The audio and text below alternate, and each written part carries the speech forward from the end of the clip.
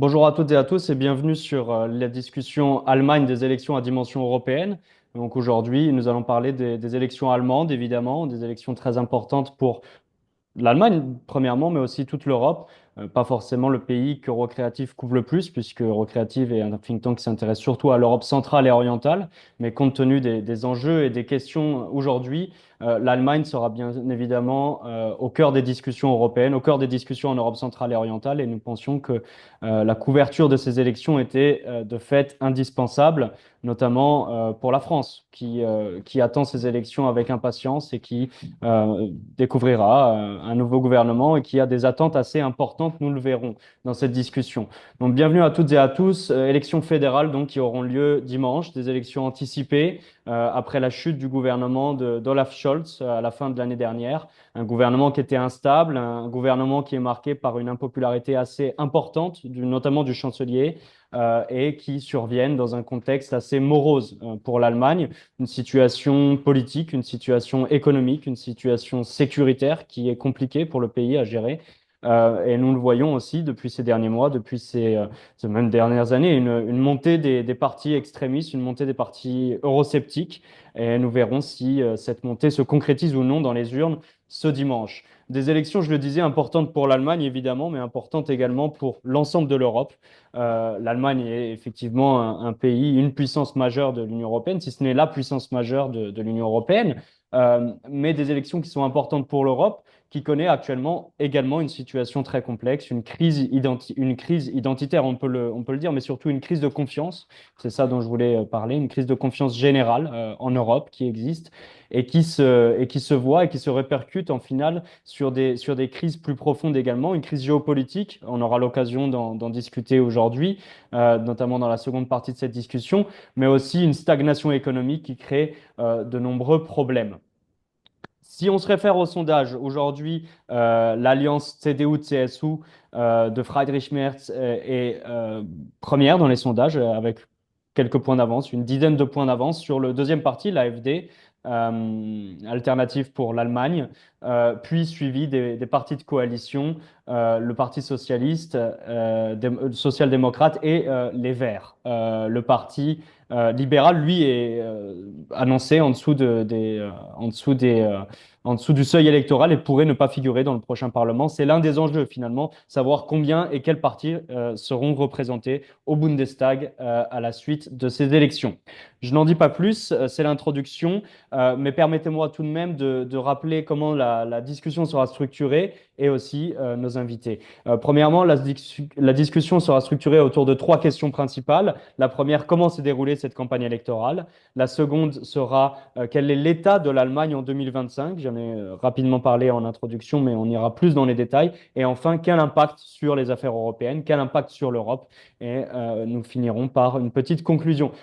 Je suis ravi aujourd'hui d'avoir trois invités de renom, trois franco-allemands par excellence, je dirais, experts des relations, de la politique allemande et qui passent aussi beaucoup de temps en France, à Paris. Donc j'ai le plaisir et je les remercie très sincèrement d'accueillir trois invités. Jeannette Souss, qui est chercheuse au comité d'études des relations franco-allemandes, CERFA, à l'IFRI, de l'IFRI.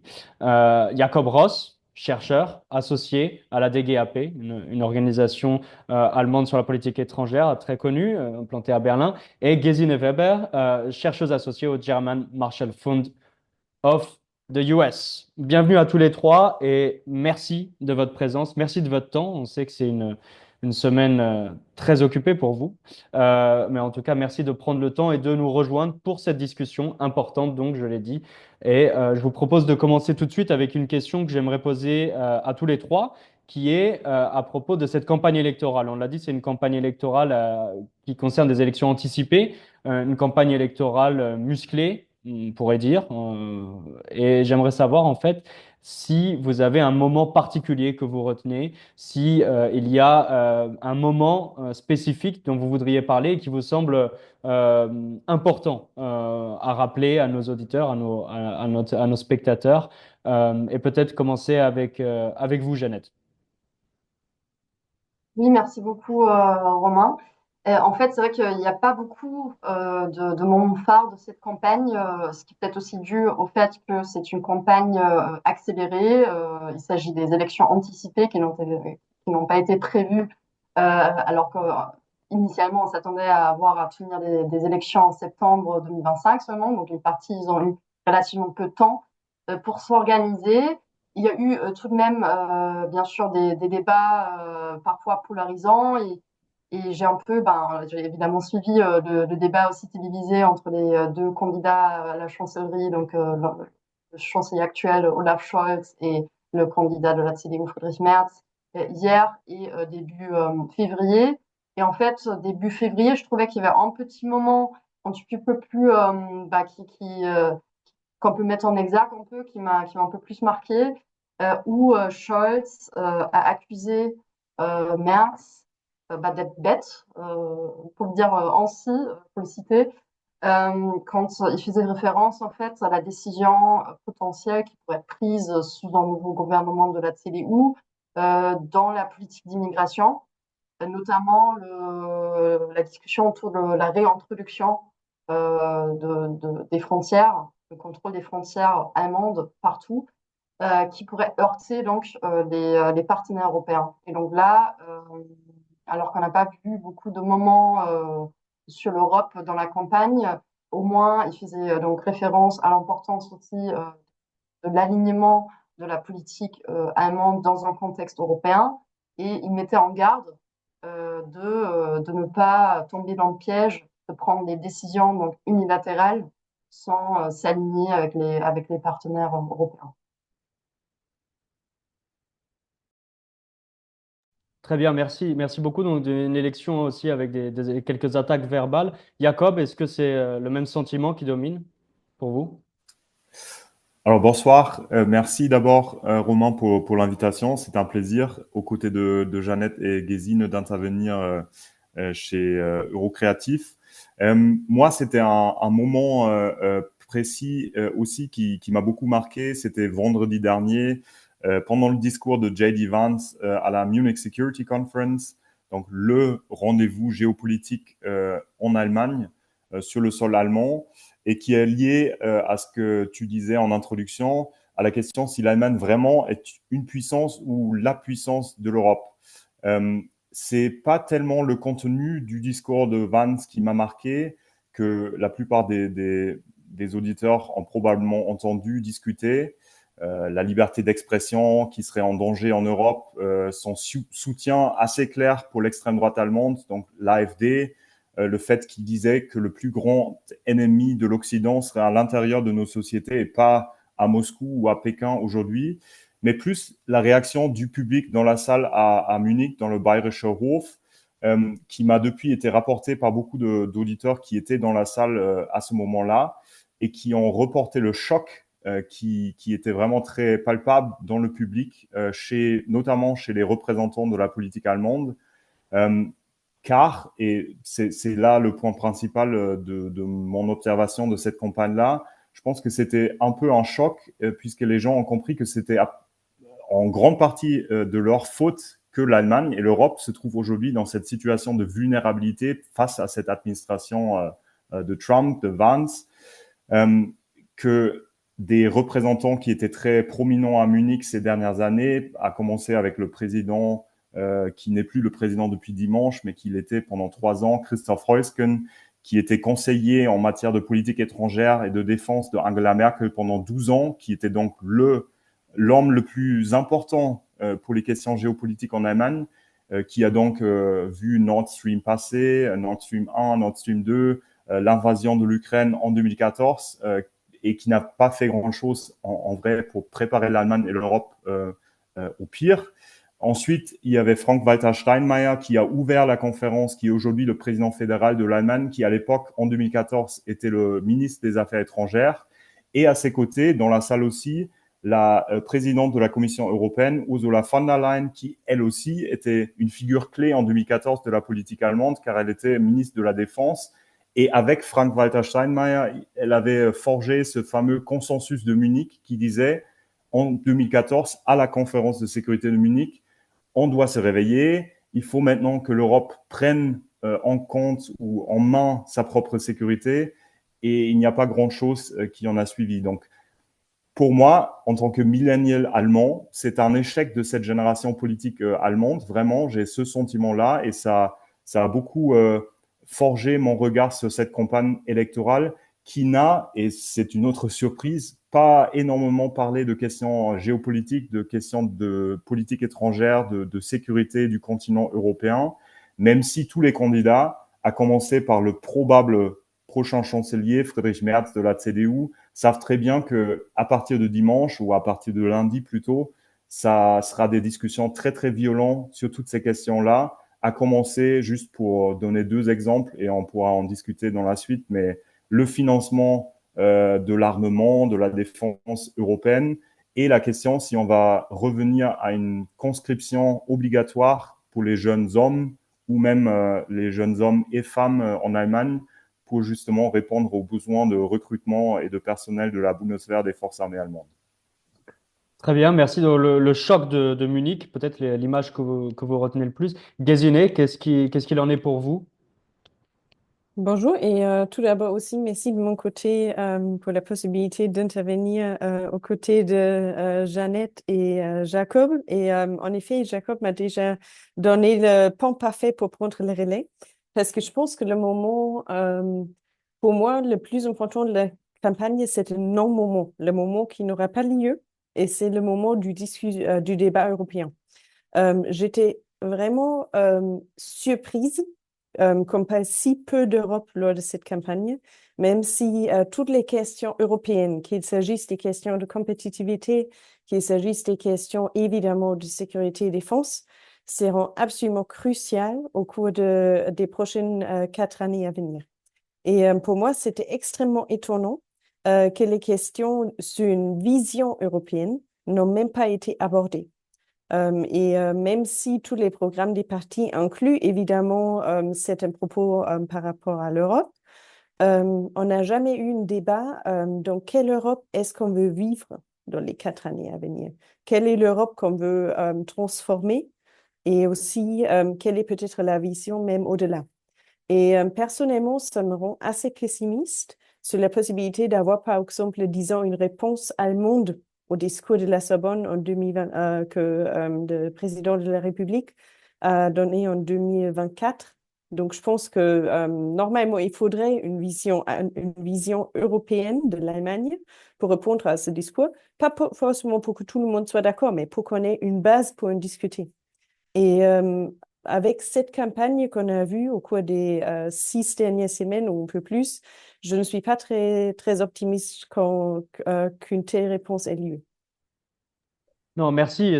Donc, on va recommencer avec ce non-moment pour cette élection. Je pense que c'est un bon début pour lancer cette discussion. Et notamment, j'aimerais qu'on parle un petit peu de l'état de l'Allemagne en 2025, puisque, on l'a dit, c'est une élection qui se profile dans un moment qui est assez difficile pour l'Allemagne. On critique souvent l'Allemagne pour finalement ses échecs stratégiques et notamment ses dépendances, sa dépendance économique envers la Chine, sa dépendance sécuritaire envers les États-Unis, qu'on comprend de mieux en mieux ces derniers jours et ces dernières semaines, et sa dépendance énergétique, ça on en parle depuis quand même quelques semaines, quelques mois, envers la Russie et envers le gaz russe, pour être très simple.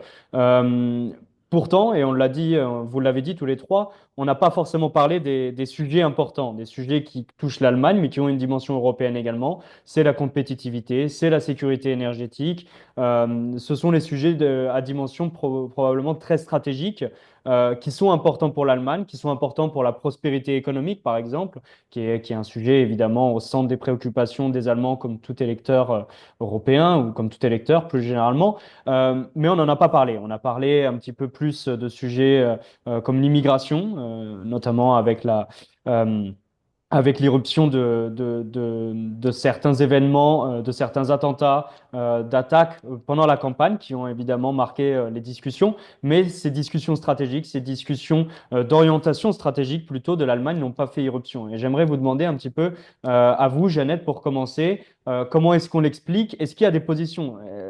ils n'ont pas été dans le débat, mais peut-être qu'il y a des positions plus fortes que d'autres. On sait notamment que Friedrich Merz fait campagne sur ce thème de rendre l'Allemagne meilleure, ou en tout cas de ne pas faire comme Scholz, c'est-à-dire de faire en sorte que l'Allemagne ne soit plus en crise.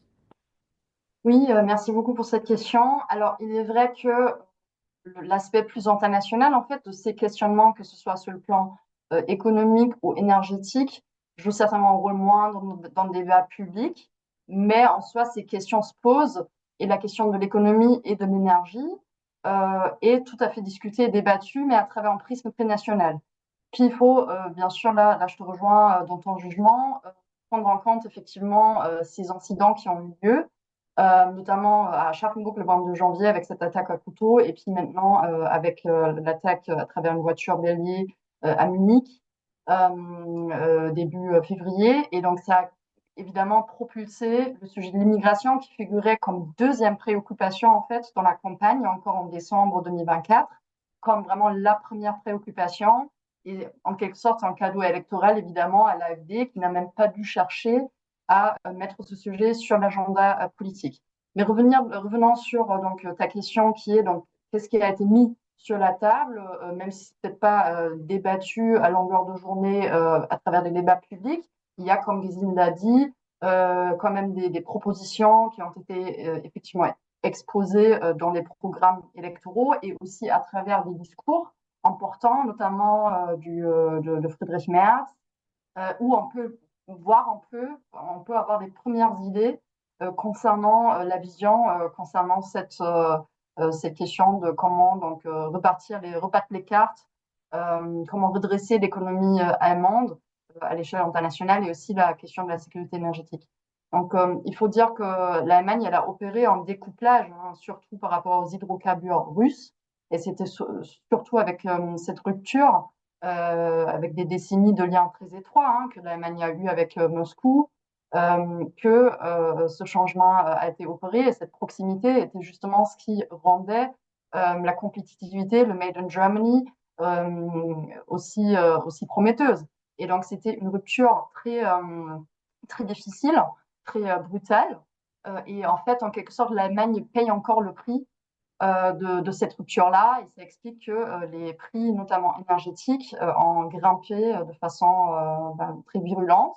Et même s'il y a beaucoup de mesures pour mitiger ce phénomène, on est encore dans une phase de transition où le gouvernement a cherché à diversifier les chaînes d'approvisionnement, à devenir de plus en plus indépendante de la Russie, ce qui a été réussi, mais à un coût très haut. Un coût électrique, mais aussi un coût politique. Donc il faut aussi clairement, je pense, constater que le succès de l'AfD il est aussi en partie dû à ça et ça portait préjudice à une économie dans un pays fortement industrialisé, fortement dépendant évidemment du commerce international et des exportations. Donc des entreprises qui ont besoin de beaucoup d'électricité à un coût pas cher. Donc ça, c'est un peu le dilemme dans l'Allemagne se trouve.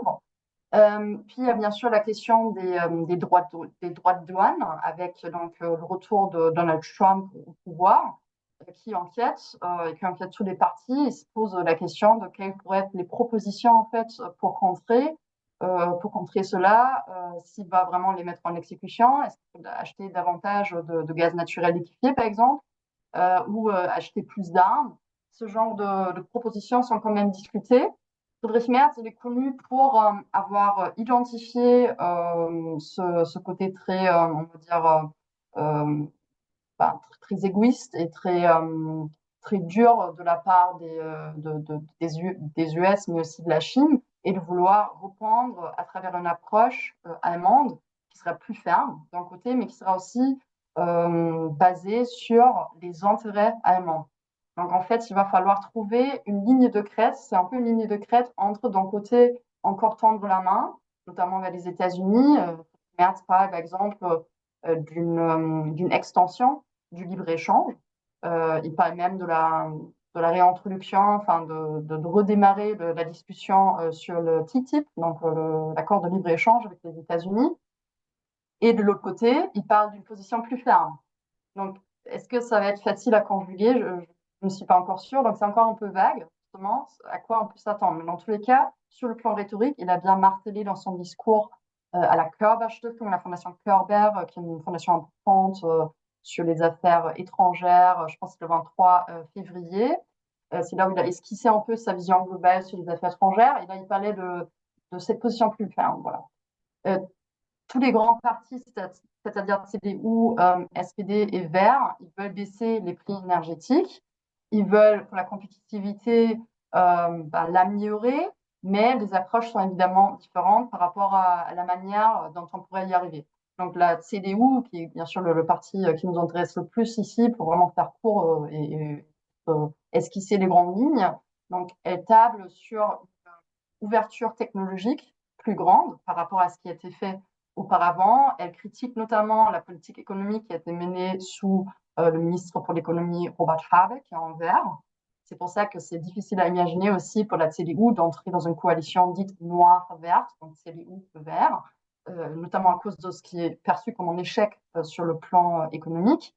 Et en fait, ils mettent en garde contre des subventions massives étatiques qui seraient ciblées seulement dans un secteur ou un autre. Ils critiquent aussi le choix, et là aussi, c'est le SPD qui a un rôle à jouer, d'avoir des bouchées nucléaires et aussi la sortie du charbon de façon un peu préméditée, alors qu'on n'était pas encore là. Donc, il aurait fallu d'abord avoir une phase de transition. Donc, il ne remet pas en question la décision en soi. Il a dit que, vu les enjeux qui se posaient aussi sur le plan financier, il aurait peut-être fallu un peu plus de temps. Donc, il se voit plus ouvert par rapport aussi à un développement en fait des infrastructures en retour du gaz ou même la promotion du gaz aussi en Allemagne. Mais ça va aussi avec, bien sûr, et c'est là où ils se rejoignent, la SPD, la CDU les Verts, cette continuité à vouloir trouver d'autres partenaires, la diversification des chaînes d'approvisionnement à travers des partenariats énergétiques. La CDU souligne que ça serait super si ça se fait justement dans un cadre européen. Bon exemple de quelque chose qui n'est pas du tout mis en avant dans le débat public, mais c'est bien écrit dans le programme. Donc là, on voit une approche de la diversification, tout en ayant ce discours, qui est le discours d'ailleurs des libéraux démocrates, mais qui ne joue plus vraiment un rôle, de la technologie Offenheit, donc ouverture technologique. Donc il ne faut pas porter des œillères idéologiques et subventionner seulement une technologie ou une autre. Mais la CDU reste aussi ouverte sur la promotion des énergies renouvelables. Donc il ne faut pas croire qu'ils veulent remettre cela en question. Et donc, ils misent aussi beaucoup sur l'investissement. Je pense que je risque d'être beaucoup trop lent. Juste encore deux mots sur la compétitivité. Les mots-clés, c'est vraiment, c'est sur ce point que tous les partis se rejoignent aussi, c'est un peu le mot à la mode dans le contexte européen, évidemment, c'est la débureaucratisation. Donc, alors que c'est un cadre ou un encadrement en framing européen, c'est discuté de façon très nationale. Donc, c'est vraiment sur ça que porte beaucoup le débat. Et la CDU donc dit que c'est à cause de toutes ces règles bureaucratiques que l'économie n'arrive pas à bien fonctionner. Et ça sont des charges, notamment qui pèsent sur les entreprises. Mais ce qui est beaucoup discuté, c'est plus des mesures à l'échelle nationale, notamment les allègements fiscaux.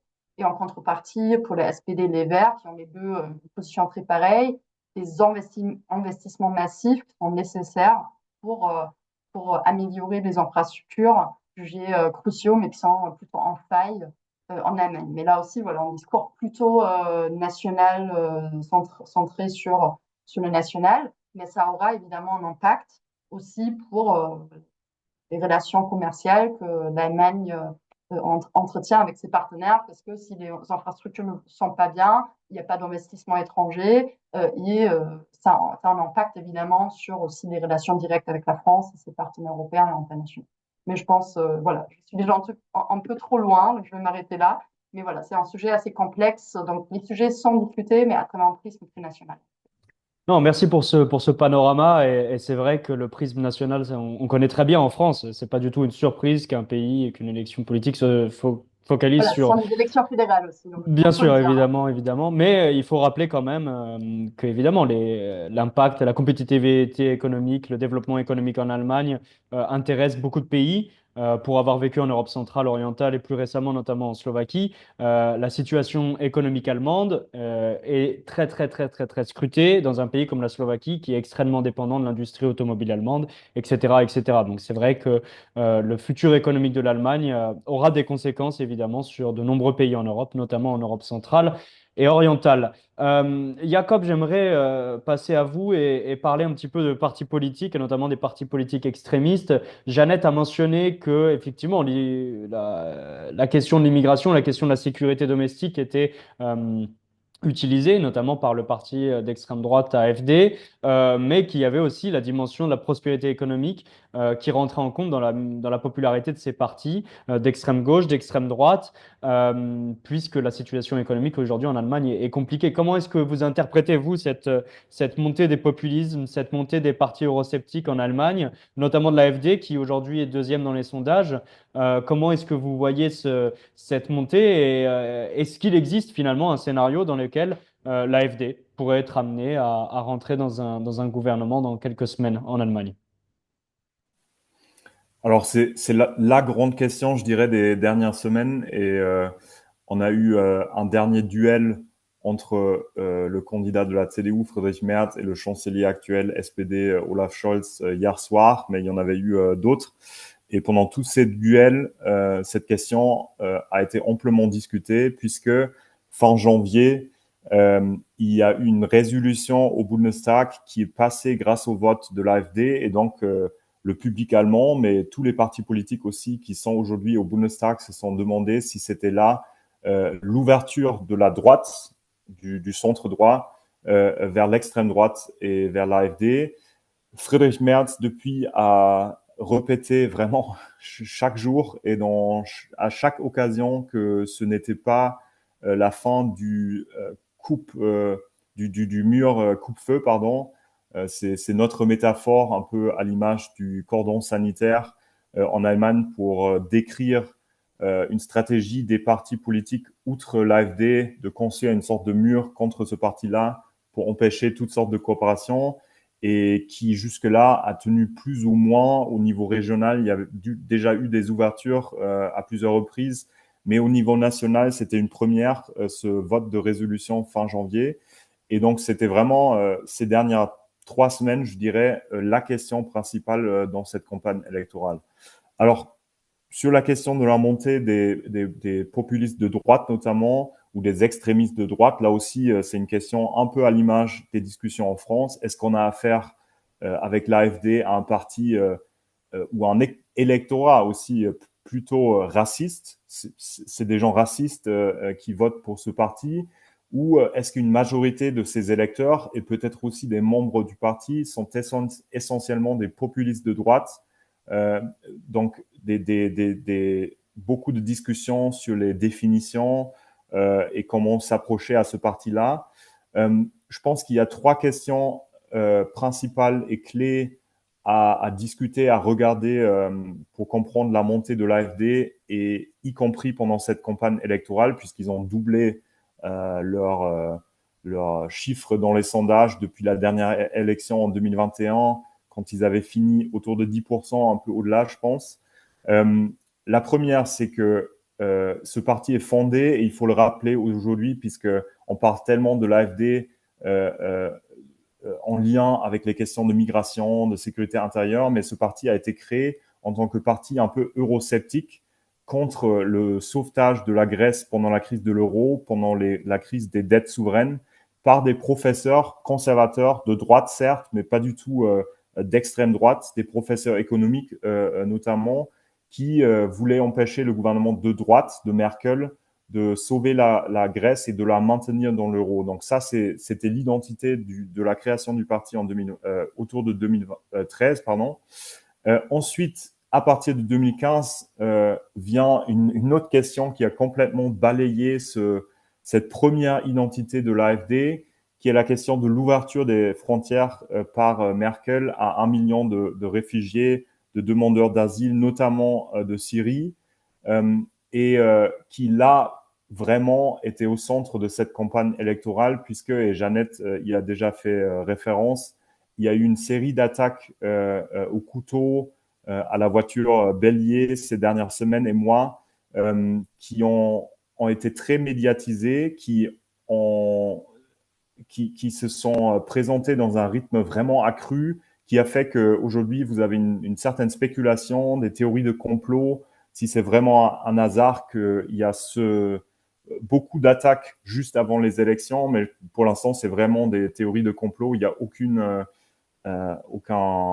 information qui suggérait qu'il y a des intérêts derrière, qu'il y a une manipulation, mais qui fait donc que cette question de la migration, de l'asile est de plus en plus liée à des questions de sécurité intérieure et qui fait que chez une majorité des Allemands, et c'est montré dans beaucoup de sondages, il y a un sentiment que la montée de l'insécurité est liée à la montée des chiffres de migrants qui sont arrivés en Allemagne et que du coup, une majorité des Allemands souhaiterait une réduction très nette de ces chiffres-là, ce qui fait que l'AfD en profite avec des discours populistes, mais aussi que d'autres partis, notamment les conservateurs de M. Merz, la CDU, se positionnent de plus en plus à droite. Et c'est là une question clé encore, non seulement de cette campagne électorale, mais de la politique allemande pour les années à venir. Est-ce que Friedrich Merz va tenir la ligne de Angela Merkel de positionner les conservateurs au milieu, enfin, à une place qui leur permet de faire des coalitions avec les Verts, avec la SPD, avec les libéraux, ou est-ce qu'il va choisir de prendre vraiment une tournée vers la droite, d'essayer de copier ce qui s'est produit largement de mon point de vue personnel en France, donc rendre le parti du centre de droite ni de gauche, vraiment très clairement à droite, pour essayer d'avoir une partie de l'électorat de l'extrême droite. Il y a une troisième et dernière question qui concerne là aussi, je pense, l'Union européenne, la politique étrangère, c'est les liens, et là encore, c'est à l'image des discussions sur le Rassemblement national, notamment en France, les liens à la Russie, les positionnements de l'AfD sur l'Union européenne et sur l'OTAN, et la grande question, si ce parti qui reste eurosceptique, qui nie aujourd'hui qu'il veut quitter l'Union européenne, mais qui en réalité, sur beaucoup de questions, si le programme serait implémenté, mènerait effectivement à des grands conflits avec la Commission, avec le droit européen, et qui poserait donc la question du maintien de l'Allemagne au sein de l'Union européenne. Sur l'OTAN, c'est pareil. Donc, ça aussi, c'est des grands questionnements qui n'ont pas beaucoup été adressés dans cette campagne parce que, comme vous le disiez à l'instant, Romain, elle était vraiment dominée par cette question de la migration, de la sécurité intérieure, qui, je pense qu'on peut le dire sans connaître les résultats de dimanche, a beaucoup profité à l'extrême droite et donc à l'AfD ces dernières semaines. Merci Jacob pour ces précisions sur la politique domestique. Gesine, moi j'aimerais revenir avec vous sur Zeitenwende, le tournant qui a été proposé par le chancelier Scholz au lendemain de l'invasion à grande échelle de l'Ukraine par la Russie. Vous l'avez mentionné dans les propos introductifs, c'est un non-moment pour les questions européennes. Néanmoins, le Zeitenwende est quelque chose qui invite finalement les Allemands à réagir aux affaires internationales, à réagir au développement en Europe sécuritaire, et qui n'est pas forcément que porté sur l'Europe, mais aussi sur comment les Allemands perçoivent eux-mêmes les relations internationales, quels sacrifices ils sont prêts à mener, quel investissement ils sont prêts à garantir. Et j'aimerais savoir un petit peu, voilà, ce discours a été critiqué. Enfin, le discours n'a pas été critiqué, mais en tout cas, les résultats de ce discours sont assez contestés dans le sens où ce qui a été promis il y a quelque temps n'a pas forcément été réussi, ou en tout cas n'a pas forcément été mis en place par le gouvernement actuel. Alors j'aimerais savoir si le Zeitenwende est toujours d'actualité et si ce sujet, si ces discussions arrivent à émerger dans le flot de priorités et de préoccupations domestiques. Très bonne question, merci beaucoup. Je pense quand on parle de l'idée de la Zeitenwende, qu'il est extrêmement important de séparer deux dimensions. de cette idée de Zeitenwende, donc du tournant d'une ère ou d'un tournant de temps, qui sont à la fois la dimension politique, donc ce qui a suivi cette allocation au Bundestag, et ce qui c'est vraiment les développements au sein de la société civile. Et je voudrais vraiment mettre en avant les développements sociétaux qui ont suivi à ce discours.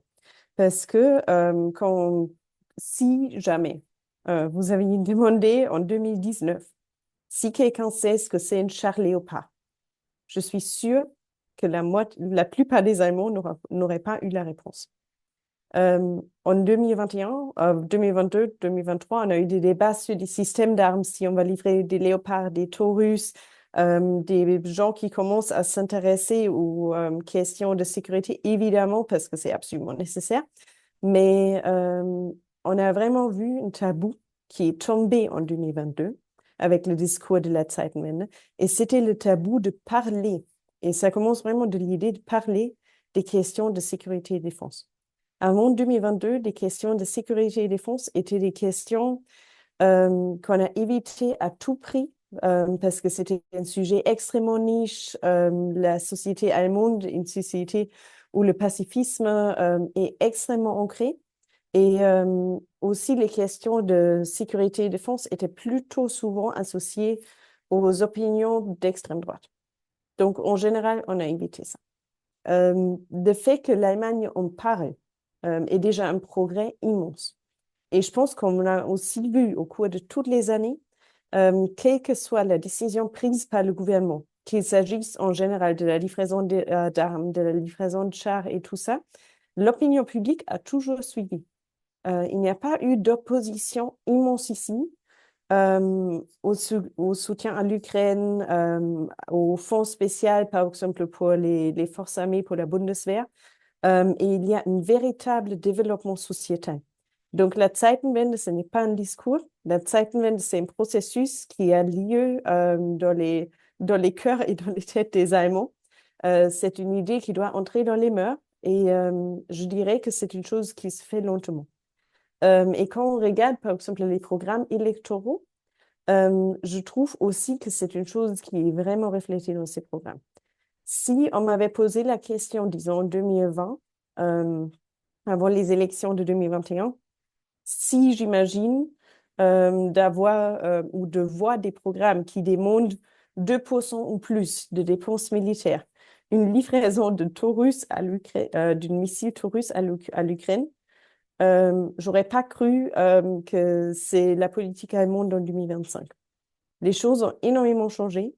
Aujourd'hui, c'est un consensus parmi tous les partis du centre qu'il faut investir plus, qu'il faut rendre les forces armées plus attractives, aussi en tant qu'employeur, par exemple, et qu'il faut aussi faire beaucoup plus au niveau européen, y compris en tant que leader dans la défense européenne. Donc, ce sont des propos qu'on trouve dans tous les programmes, et je trouve que c'est une évolution qui est très, très remarquable. Même si, surtout avec les développements en Ukraine, on voit aussi une certaine fatigue de guerre. Et c'est une tendance qui est aussi exploitée par les extrêmes, à la fois l'AfD, mais surtout aussi l'extrême gauche. Tout ceci étant dit, je pense qu'il y a évidemment aussi la dimension politique.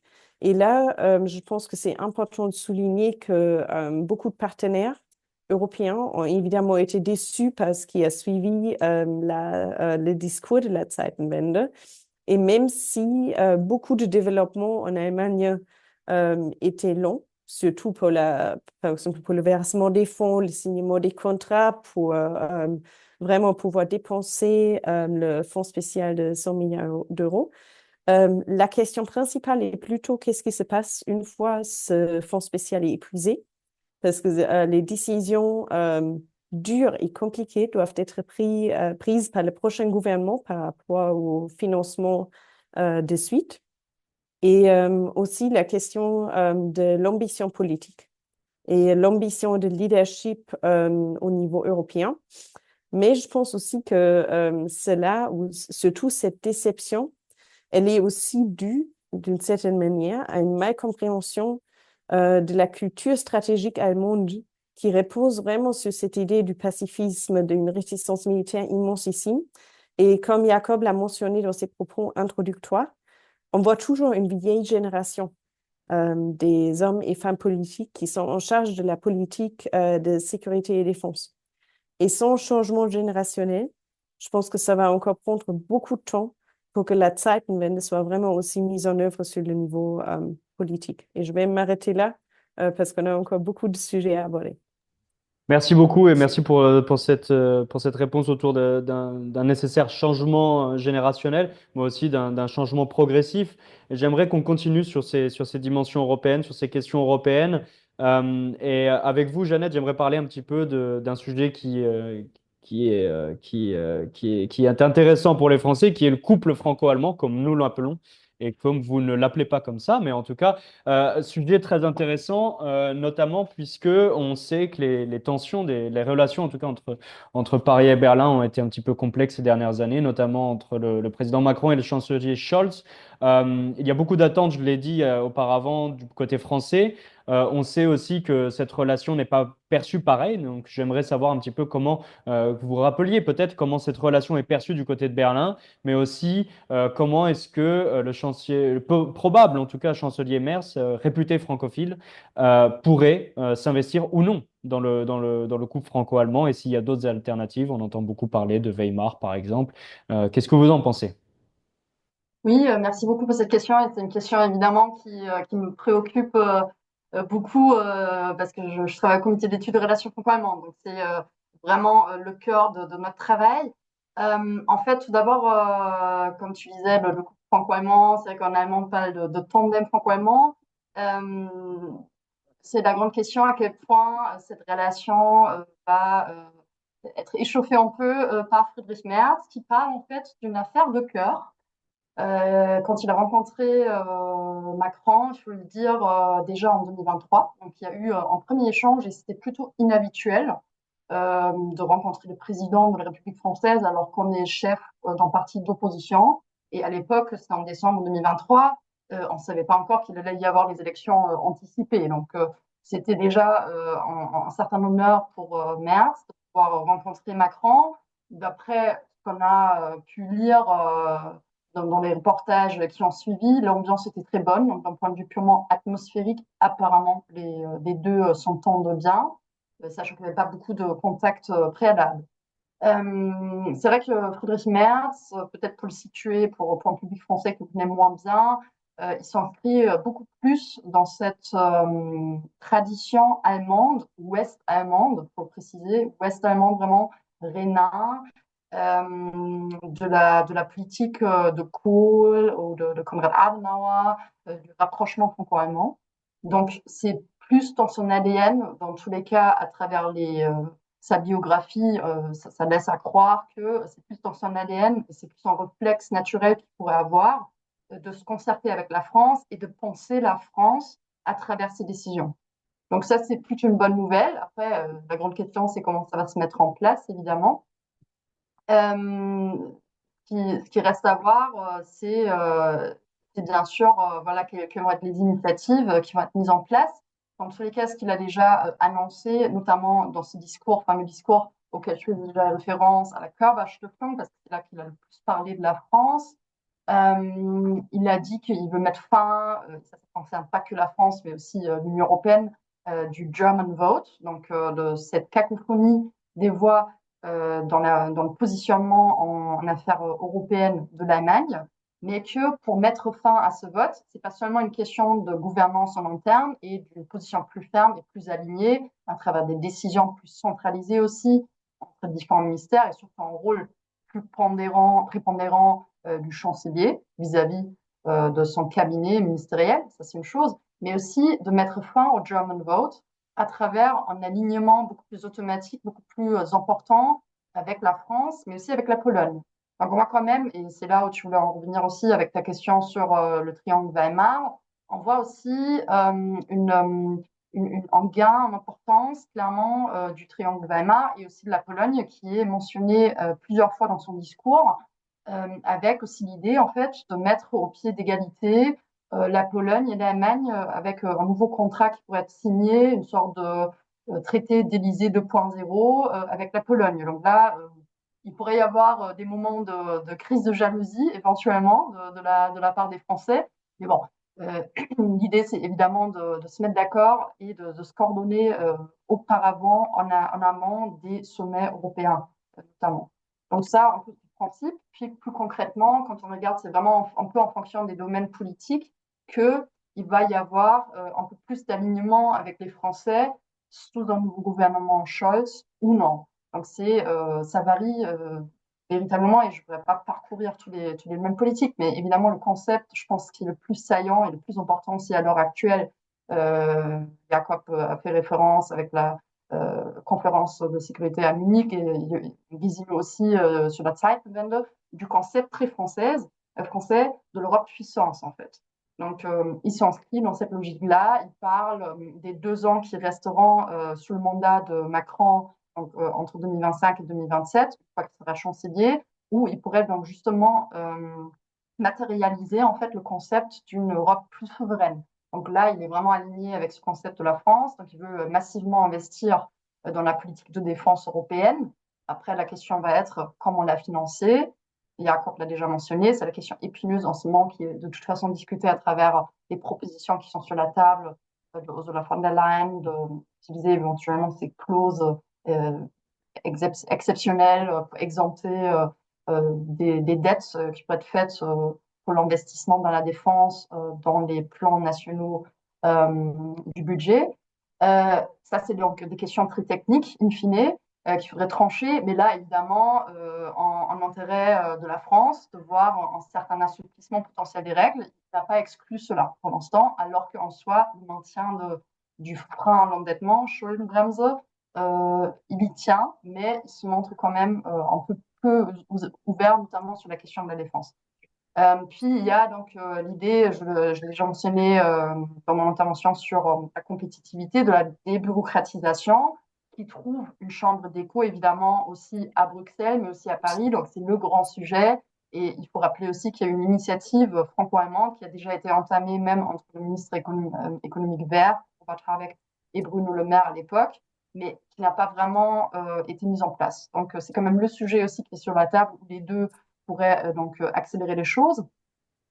Puis voilà, les affaires étrangères, effectivement aussi. Mais là, je vois quand même des approches, il est déjà esquissé avec cette double stratégie. D'un côté, on veut défendre nos propres intérêts de façon plus ferme, et de l'autre côté, on tient quand même la main, notamment vis-à-vis des alliés transatlantiques. Friedrich Merz, c'est un transatlantique aussi, je ne l'ai pas encore mentionné, mais outre son appartenance plutôt naturelle dans les relations franco-allemandes, il est aussi vraiment en transatlantique de première heure. Donc, il va falloir aussi voir à quel point cela est en phase avec la position de la France, qui est quand même beaucoup plus ferme vis-à-vis des États-Unis et qui a donc une position plus protectionniste concernant les douanes qui ont été mises en place, mais en général, qui est moins réticente à mettre en place une politique voilà, qui sanctionne les États-Unis, même si ça pourrait porter préjudice aux propres exportations. L'Allemagne est beaucoup plus vulnérable. Donc ça, là aussi, une ligne de crête où la France et l'Allemagne n'auront pas la même position. Et ça vaut en général pour tout ce qui est libre-échange. On a bien vu avec le Mercosur. Voilà, je ne vais pas être trop lent, mais il y a bien d'autres conflits qui pourraient donc s'annoncer. Donc sur tout ce qui est politique économique extérieure, alors qu'on est plutôt aligné sur le sujet de l'importance de la compétitivité en Europe, le continent européen, mais dès que ça va se répercuter sur les questions comment s'y prendre pour le commerce extérieur, les réponses vont certainement différer. Voilà. Et puis il y a d'autres champs politiques où il va falloir voir quelles vont être les initiatives, mais bien sûr, par exemple, cette ouverture technologique que je mentionnais concernant la sécurité énergétique, concernant le positionnement vis-à-vis du nucléaire, évidemment, des énièmes formes de discorde traditionnelles entre la France et l'Allemagne. Et là, la France est évidemment aussi voit avec un très grand intérêt une potentielle ouverture du discours côté allemand. Mais il ne faut pas non plus croire que voilà, l'Allemagne va complètement revenir sur son mix énergétique, mais au moins avoir une position plus conciliante, plus clémente vis-à-vis de la France, ce qui pourrait aussi rabibocher en quelque sorte les deux pays. Voilà. Bien sûr, un rabibochement, je pense que c'est ce qu'on souhaite des deux côtés C'est vrai. du Rhin. En tout cas, vous avez mentionné la notion de crise de jalousie et je pense que c'est assez intéressant, notamment puisqu'il y a une certaine compétition de toute façon entre Paris et Berlin au niveau du leadership européen et c'est la question que je souhaiterais poser à Jacob. Est-ce que l'Allemagne veut, est-ce que l'Allemagne peut incarner ce leadership européen? Et qu'est-ce que vous en pensez aujourd'hui quand on sait qu'il y a une vraie volonté? On l'a vu dans les différents discours de pré-campagne ou pendant la campagne électorale de Merz, on a entendu, comme l'a dit Jeannette, la volonté de s'aligner sur l'Europe puissance. On a vu aussi que Friedrich Merz voulait gommer les erreurs stratégiques de son prédécesseur, si il parvient à être chancelier, mais en tout cas gommer les erreurs stratégiques de l'Allemagne en ce qui concerne le soutien à l'Ukraine, en ce qui concerne le réengagement stratégique avec l'Europe du Nord, l'Europe du Centre, l'Europe orientale. Est-ce que vous voyez ce leadership allemand arriver, Jacob, ou non? Alors, j'espère qu'il va arriver, mais je crains que ça va prendre encore un petit moment puisque, et c'est lié à ce que disait Gesine avant et ce à quoi je faisais référence dans mes propos d'introduction. Euh, la génération actuelle qui est au rang en quelque sorte dans la politique allemande, dans les administrations, n'est vraiment pas habituée à prendre le leadership. C'est une génération qui a été formatée, socialisée pendant la guerre froide, pendant une longue période pendant la guerre froide, et qui du coup était toujours dans ce monde bipolaire sous leadership américain, qui n'a pas l'habitude de prendre des initiatives en dehors de ce contexte de leadership occidental américain, et qui va maintenant devoir l'apprendre. Et juste pour donner un exemple qui me frappe à chaque fois, un autre ancien président de la conférence de sécurité de Munich et même un autre président de cette conférence ou fondateur, Wolfgang Ischinger, a l'habitude de dire que l'Allemagne est un nain géopolitique. Et ça me révolte à chaque fois puisque je me demande à chaque fois sur quelle scala, si vous voulez, est-ce que l'Allemagne est un nain en tant que troisième économie mondiale? Qu'est-ce que la Belgique ou les Pays-Bas si l'Allemagne est un nain? Ça n'a pas de sens pour moi. Et en même temps, de l'autre côté, on a la France et le président Macron qui, depuis 2017, parle de la souveraineté européenne, de l'autonomie stratégique, de la France en tant que grande puissance européenne, Indo-Pacifique, puissance régionale en Afrique. On pourra s'en douter, c'est une surestimation, en tout cas c'est le point de vue allemand très souvent. Et donc l'Europe est en quelque sorte coincée entre ces deux extrêmes, le nain géopolitique d'un côté et le soi-disant géant qui n'est plus vraiment un géant du côté parisien. Euh, Scholz, il a essayé, il faut l'avouer, de prendre le leadership. C'était deux discours, celui de la Zeitenwende, vous y faisiez référence à l'instant, Romain, en février 2022, suite à l'agression russe contre l'Ukraine, enfin l'invasion russe de l'Ukraine, où il disait l'Allemagne et notamment la Bundeswehr devraient dans le futur prendre un rôle de leadership dans la défense du continent européen. Et puis fin août 2022, quand il tenait un deuxième discours à Prague, où là encore, il disait que l'Allemagne devrait, dans le futur, prendre le rôle de leadership dans le Mitteleuropa, ce qui est un concept géopolitique assez intéressant, puisque ça n'exclut pas nécessairement la France, et du coup, ça crée pas mal de jalousie, je pense, du côté de Paris et en France vis-à-vis de ce concept du Mitteleuropa. Aujourd'hui, le constat en Allemagne et pendant cette campagne électorale est que l'Allemagne n'a pas été capable de remplir cette ambition de prendre le leadership, même si, il faut le rappeler aussi peut-être, le contrat de coalition de ce gouvernement tripartite qui n'est plus qu'un parti de deux partis aujourd'hui, une coalition, a été très ambitieuse sur sa politique européenne. Dans le contrat de coalition, on disait il faut enclencher un processus qui pourra mener au futur un État fédéral européen. On a très vite été très loin de ces discussions-là, avec l'invasion russe notamment, avec les conséquences du Covid, ça ne s'est jamais réalisé, mais il y avait cette ambition. Et je pense que Friedrich Merz veut reprendre en quelque sorte cette ambition. Il a dit, Jeannette, il faisait référence à la Körber Stiftung pendant un discours sur la politique étrangère sous son règne, si vous vouliez. Il a annoncé qu'il voulait finir avec le German vote, donc le vote allemand à Bruxelles, ce qui est une chiffre pour le fait que souvent, par manque de coordination à Berlin entre les partenaires d'une même coalition, il n'y a pas une position claire de l'Allemagne à Bruxelles dans les négociations, ce qui ennuie de plus en plus les partenaires européens de l'Allemagne, puisque, et on l'a vu à plusieurs reprises, l'Allemagne est revenue sur des positions qui avaient été exprimées dans les négociations européennes auparavant. Ça a beaucoup freiné beaucoup de processus. Et donc, l'Allemagne a été vue de plus en plus comme un frein au leadership, à l'intégration européenne, plus que une puissance d'initiative ou de motivation pour les autres États membres. Merz, il veut finir avec ça, il veut reprendre un leadership, il a annoncé, il veut créer, en ce qui concerne la politique de sécurité et de défense, un conseil de sécurité nationale, donc essayer de créer quelque chose de plus concentré, un peu à l'image de ce qui existe en France, avec le président de la République qui est très puissant et très au centre des enjeux de sécurité et de défense. Ce qui va créer des conflits nécessairement avec le ministère des Affaires étrangères, par exemple, sur la politique européenne notamment. Et la grande question, et je finirai sur ça, parce que Jeannette y a déjà fait référence aussi, c'est la question comment Merz veut financer cette ambition de leadership, puisque son parti et sa socialisation politique chez les conservateurs fait que c'est un avocat du frein à la dette. Il s'est montré ouvert ces dernières semaines et mois à plusieurs reprises de discuter à un assouplissement ou peut-être à une exception de ce frein à la dette au niveau national. Mais beaucoup de partenaires, et à commencer avec le président Macron en France, s'attendent quand même à une discussion au niveau européen pour vraiment financer le réarmement du continent européen, la digitalisation, l'investissement dans l'IA et ainsi de suite, avec des financements communs, ce qui, pour moi, est assez improbable sous un chancelier Merz. Je ne veux pas l'exclure, mais je pense qu'il y a une énorme peur chez les conservateurs d'ouvrir un deuxième flanc vis-à-vis de l'extrême droite après la migration et les questions d'insécurité, de revenir sur cette position traditionnellement très forte chez les conservateurs de dire les contribuables allemands vont pas financer des dettes communes au niveau européen, ou en tout cas vont pas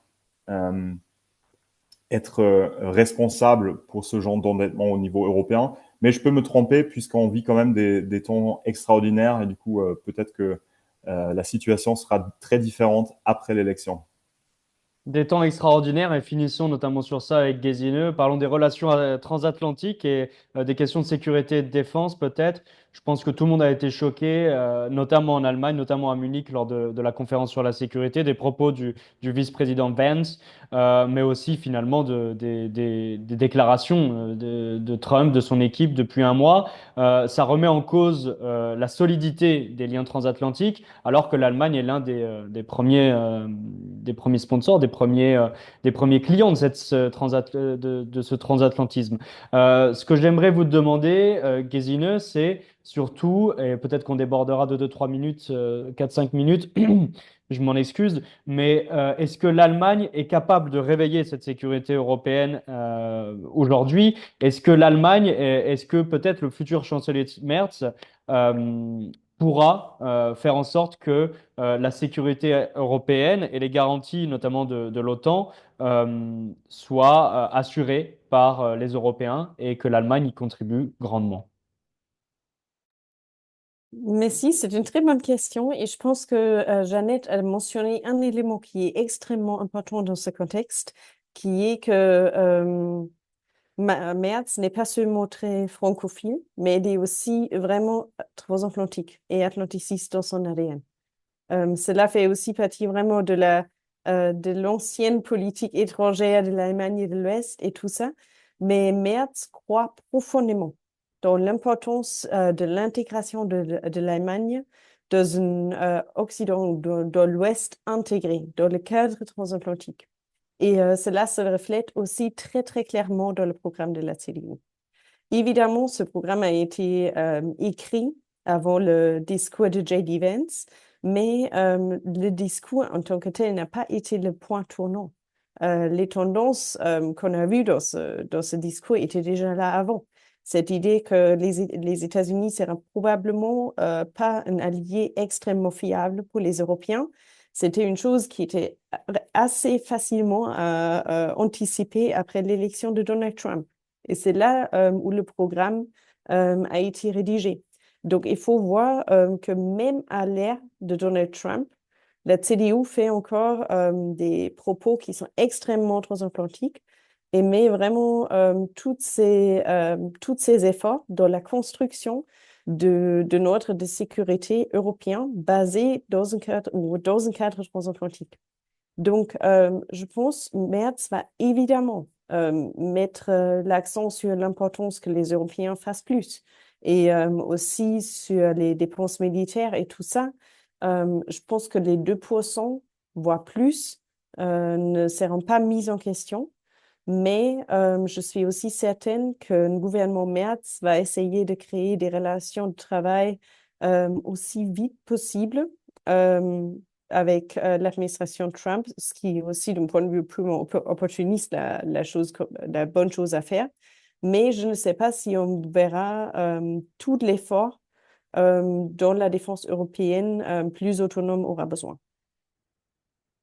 Merci beaucoup pour ces précisions. Merci beaucoup pour ce cadre général dans lequel on va voir si cela se déroule ou non ces prochaines semaines, ces prochains mois. En guise de conclusion, je vous propose une question chacun à laquelle vous pouvez répondre en 10 secondes. Jeannette, première visite du potentiel chancelier Merz, Varsovie ou Paris? Je crains Varsovie, ce qu'il a annoncé dans son discours. Mais bon, il a dit qu'il va faire les deux l'un après l'autre directement. Donc probablement, il va faire les deux en une journée. Comme Ça évitera les ça ne met pas problèmes. à mal le couple franco-allemand. Et Varsovie est à peine plus proche de Paris en distance géographique. Alors pourquoi pas? Jacob, quelle coalition? CDU, SPD, j'espère, et Deutschland-Coalition, donc avec les libéraux, je crains. Très bien. Gesine, Merz est-il l'homme du réveil européen? Non. Ça a le Parce que mérite. je pense qu'il va évidemment essayer de faire ou de renforcer les liens avec la France et la Pologne, mais je pense qu'il faut plus qu'un seul leader européen pour un réveil européen.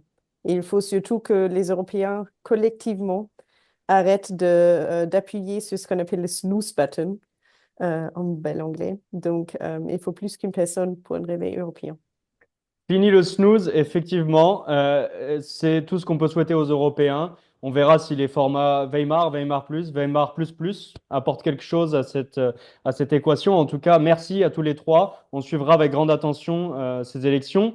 J'invite notre audience à suivre vos travaux, à suivre vos commentaires sur les réseaux sociaux, à suivre vos interventions dans la presse, dans les médias, vos articles. À tous les trois. On sait que vous êtes très occupés et on suivra avec grande attention ce scrutin. On souhaite bonne chance à l'Allemagne et aux Allemands pour ce scrutin dont on a tous besoin, puisque c'est un scrutin allemand, bien sûr, et les Allemands voteront comme ils l'entendent, mais c'est un scrutin qui sera aussi très important pour nous, Français, pour nos amis polonais, pour plus largement les Européens. Merci à toutes et à tous. Merci à vous trois en particulier pour votre temps et votre disponibilité et vos excellentes analyses. Et merci à notre audience et à très bientôt. Au revoir, bonne soirée. Merci, bonne soirée. Merci, bonne soirée.